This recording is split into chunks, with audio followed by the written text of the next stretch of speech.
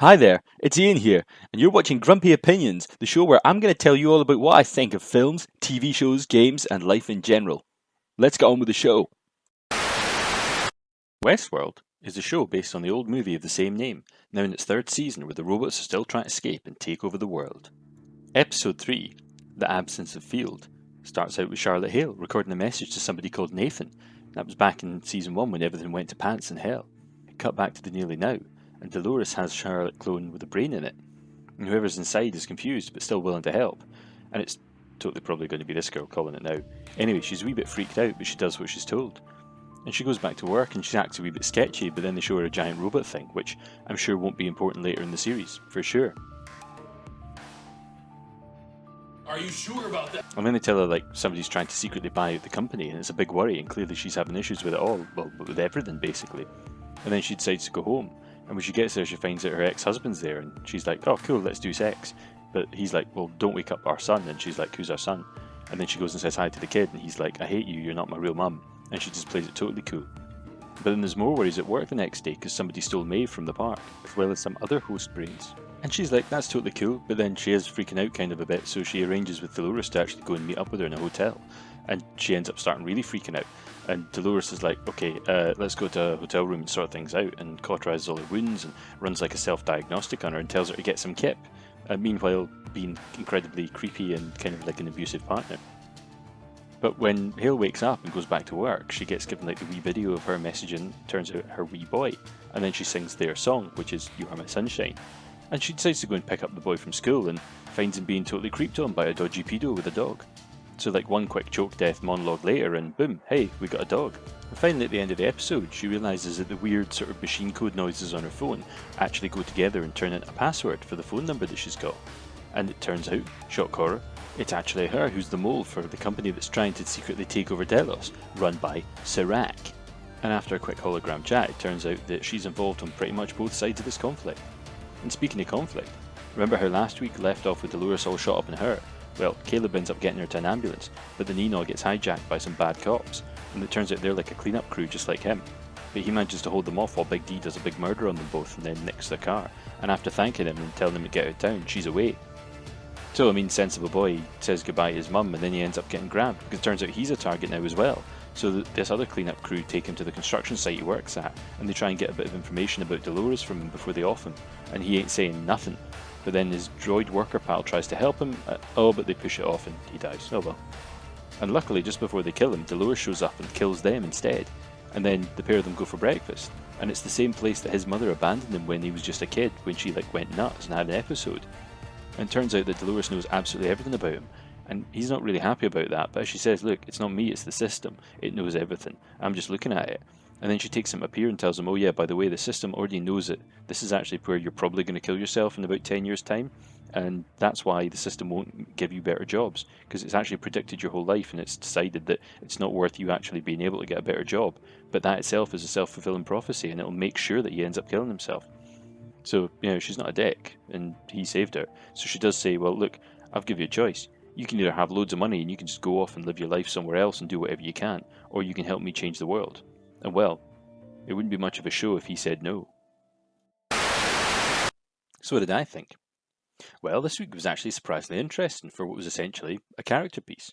It was a character piece with about 7 murders in it, but, you still, it was still a character piece. Because we're 3 episodes in, and finally, not only do we know vaguely what Delores is trying to do, but we understand Caleb a wee bit better. And we're delving into the head of this person that is Hale, or looks like Hale, who's actually probably Clementine, that lassie.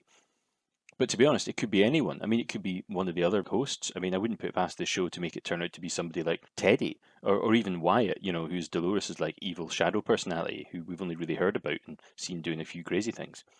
But just as equally, it could be somebody like Angela, who just popped up occasionally.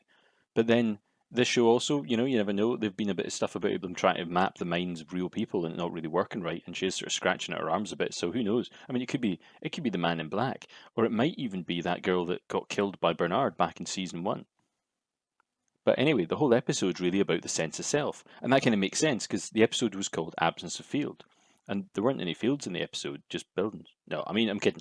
Right, the thing is, there's a poem by a guy called Mark Strand, and it's about how being the essential part of what's missing is from wherever you are, it's what your life is about. which is kind of about your understanding your place in things. That's what the poem's about. I mean, it's about saying, I'm standing in a field and I am the absence of the field. So I am basically the whole, I'm the missing piece of this puzzle. And that fits into all these storylines because it's about Caleb wanting to find a place in life and a purpose, and Hale figuring out who she is and what she's all about. And I really like them setting up this kind of confusing layer of double agentry with Hale now being replaced by a host, but also it turned out that Hale was not only like a Delos stooge, like high up in the company, but she's also secretly a spy doing a job for Sirac. And so it's like lies upon secrets upon lies. And by this point, it's all really fascinating because we don't know who and what Hale is all about, but clearly she's not happy with her situation. And I don't think things with her and Delores are going to go 100% the way Delores expects. And I also kind of like the mind games with Delores and Caleb. But you have to ask, at what point did she actually decide to get him like on board with her? Because I mean, well, actually, I mean, this is more like kind of a complaint actually. Because Delores and her abilities, I mean, as I've said before, they're kind of unclear because she seems to be bonkers overpowered because she can access any technology instantly just by asking out loud. I mean, we've seen she can just book a cab or a hotel room or get any info she wants and crack through any kind of like lockdown or system. She's like a super genius robot machine. And that's fair enough. But it also seems like she can only be hurt when it suits the show because from one moment to the next, it isn't apparent if she can actually feel pain or be damaged. Because, I mean, she's been shot like once here and then she's fine. And then suddenly she's hobbling and hurt and collapses. And the show seems to imply maybe it's because she's having a problem, maybe it's blood loss, but then it doesn't really make it clear. And then 5 minutes later, I think she gets a wee bit of oxygen and suddenly she's back to being a murder machine who can drive fine and act pretty much cool as ice. I mean, it's not that different from back at the end of season 2 when she straight up was just getting shot again and again in the chest by the man in black. And yeah, I mean, I suppose she sort of died at the end there, but you know, it's all a bit strange because does she actually get hurt? Does she be damaged by these things? I mean, what actually is the situation? And part of it is because we don't understand the tech of the hosts at all, because they've really, even by season 3, they've not really explained that. I mean, obviously we know they're sort of technically kind of bio-robot things and they don't really understand or feel pain because it's all just programming, but they can be damaged mechanically because we've seen that before, and like a headshot seems to shut them down or like knocking the brain ball out or something like that. But the trouble is the show feels like it kind of wants to have its cake and still eat it, but I'm still no clearer as to whether she can be injured by a lucky place shot or if like most of this is an act, and that would play contrary to like the narrative of the episode and her being helped by Caleb. And it also really didn't help the way the fight scene was kind of put together in a strange way. Like, I mean, the bad cop with a gun shoots the paramedics, and he so accurately manages to shoot them that he shoots round Delores to shoot the guy through the other side of the vehicle. But then he totally ignores Caleb, who's buffaloed his mate, or at least the guy he's working with, and is beating him up just a foot away from him, and he's quite happily got his back to him. It doesn't seem likely to me. I mean, what's more likely? He's literally just shot these two paramedics. Why would he not just keep firing and shoot Delores at the same time? Because she's right bang in front of him, and then turn around and pop Caleb in the head. It just seems unlikely. Anyway, how come fake Hale can't access the same kind of information and have the same powers that Delores has? I mean, maybe Delores hasn't allowed her to, or she isn't self-aware enough to do that. But if that's the case, how is she supposed to function? Is she supposed to have a copy of all of Hale's knowledge or details? Because she clearly doesn't in the show. And I feel like Delores wouldn't actually have sent her into that situation without knowing things like her home address and the fact that she's got a kid, or who her ex-husband is. And in fact, the Hale story has been kind of a low point for me in some ways, mainly because the show's just like made this super genius wealthy business guy, Sirac, either look like a complete moron or the world's most obvious liar.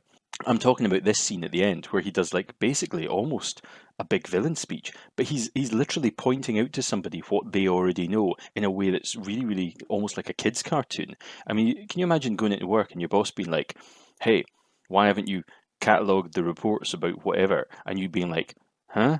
And him being saying, "Well, remember, you work for me in the accounts and reports department, and you sit next to Deborah, and last week you had the idea to do this thing, and you were going to do this, and you were going to do this, and then you basically haven't done that quite yet. Don't you remember?"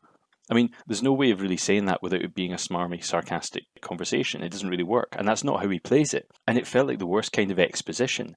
And I'm really kind of clinging at this point to the hope that this is some kind of a double bluff, and actually he knows fine well that she's not the real Hale, and he's just toying with her. But I kind of doubt it. It feels more like it was just a moment of really bad writing, or maybe like a pickup because people weren't quite following what was going on in the story when they watched the episode back after putting it together.